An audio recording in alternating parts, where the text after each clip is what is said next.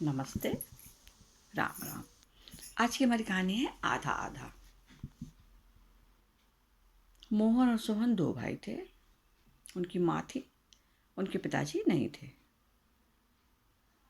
मोहन पढ़ने में बहुत अच्छा था, नौकरी भी उसकी अच्छी थी और वो अच्छे संपन्नता से रहता था, अच्छा था।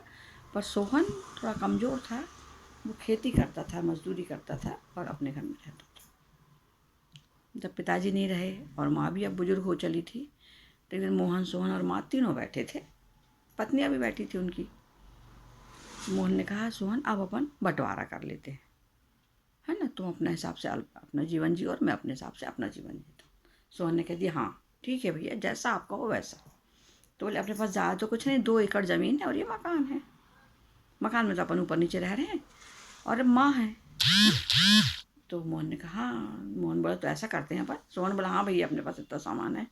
तो बोले, ऐसा करते हैं अपन, 2 एकड़ ज़मीन है, एक तुम ले लो, एक मैं ले लेता हूँ, आधी आधी हो जाएगी। और माँ को 6 महीने तुम रखना, 6 महीने मैं रखूँगा। मतलब आधा आधा साल अपन रखा करेंगे। मतलब माँ भी आधी आधी हो गई।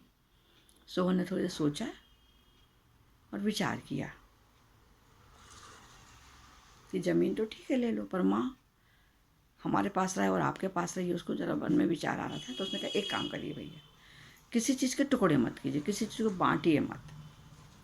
2 एकड़ ज़मीन है, आप पूरी 2 एकड़ ज़मीन रख लीजिए और माँ पूरी की पूरी मुझे दे दीजिए। माँ की जिम्मेदारी मैं निभा लूँगा, मुझे ज़मीन नहीं चाहिए।